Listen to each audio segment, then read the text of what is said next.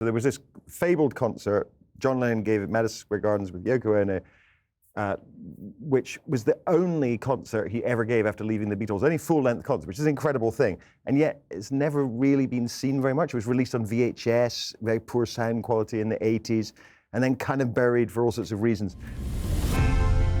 You may say I'm a dreamer, but I'm not the only one. My first thought was, well, there's been so many Beatles films and so many John Lennon films, how can you do something different? But then I started to think about something that I read a few bits and pieces that he'd said, and he said this thing about when he went to New York in late 71, he learned to understand the country and the times through watching TV, and he just spent his whole time watching TV in his little tiny apartment, one-room apartment with Yoko on the bed.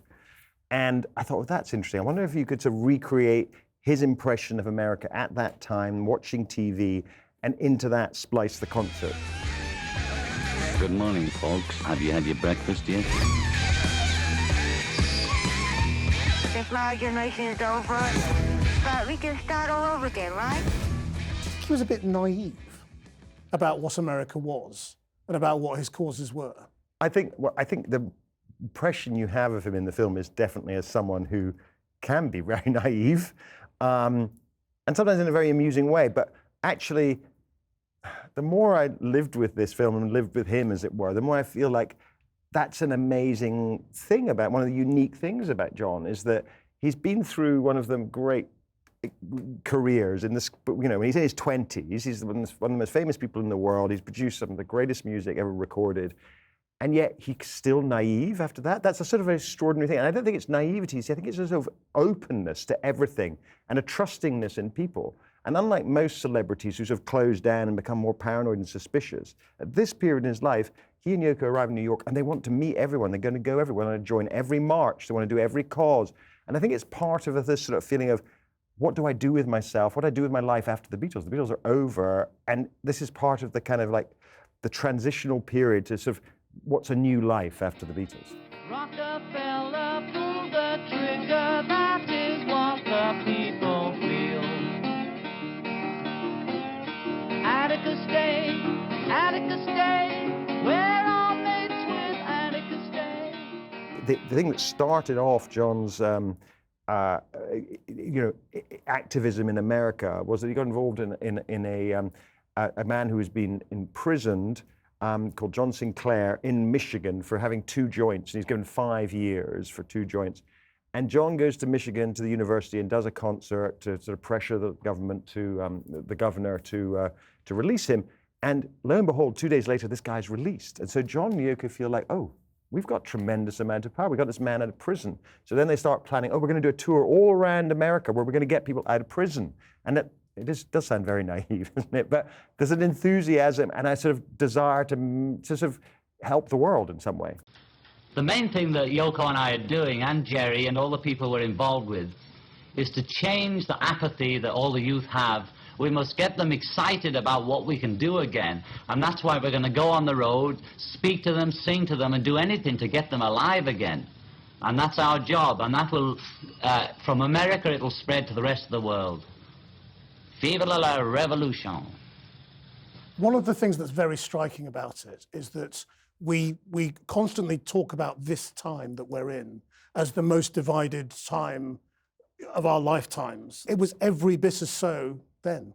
Yeah, and that's the thing that, you know, I'm not a historian of 20th century America, and I didn't really understand that when I started doing the film and looking for what are the clips we're going to show on John's TV. So you start looking at the news programs of that time, and you see so many things very quickly that are exactly the same issues. You know, there's so much about race, and obviously it's the time of the Black Panthers. There's George Wallace, this Southern populist politician, and some of his language is extremely reminiscent of the language of Donald Trump. He is shot on camera, rather like Trump is. And it's almost like every day I went into the editing room, I'd watch something else, and then, oh, there'd be a news show about exactly that event happening now. So it has really made me think about, you know, is there some sort of strange cycle going on in American politics, maybe in world politics, where every 50 years or so, you know, the same kinds of features come up again? The other window from this movie is Yoko. Yeah. and how they felt about the way she was being treated. Yes. And again, we now think we live in this terrible time of hate. Yes. The hatred towards her was intense. Yeah, I mean, I think Yoko had to put up with an awful, awful lot. And that's one of the reasons they left Britain in the first place, because she had to put up with all of this misogyny. I was living as an artist and had relative freedom as a woman and was considered a bitch in this society. Since I met John, I was upgraded into a witch. You have to remember that this is, 26 years after the war. So many people really vilified the Japanese. And here's this great icon of popular culture who's married a Japanese woman. She's blamed, obviously, for breaking up the Beatles. And they come to America to sort of escape from that. I mean, Beatles fans still blame Yoko Ono for breaking up the Beatles. Do you think you might change some attitudes? Well, I think that, you know, in a way, this is a slightly feminist retelling, and I think what I've tried to do is to sort of shape the film in such a way that at the end you really are left with Yoko's perspective on this, and I think that you also realise how indivisible they were. And now we'd like to do a little Yeah, let me song just- with Sean O'Leahan. Just once more, this Yoko one, John. Ono. Once more, just this line, Okay. If you could make change with the morning dew, the world would be like always day. If you walk over rainbows like leprechauns, the world would be one big bloody stone. That's nice. Sean Lennon, when I showed him the film, he said, look, this is the first film which I've ever seen which has captured who my mother was. Both this sort of difficult, creative person who always wanted her own way, but also a vulnerable woman who always had to struggle with the you know, these terrible legacy of having been the one who split up the Beatles, whatever. And I think she has never got rid of that. She's never lived that down. Kevin Macdonald, thank you very much. Thank you.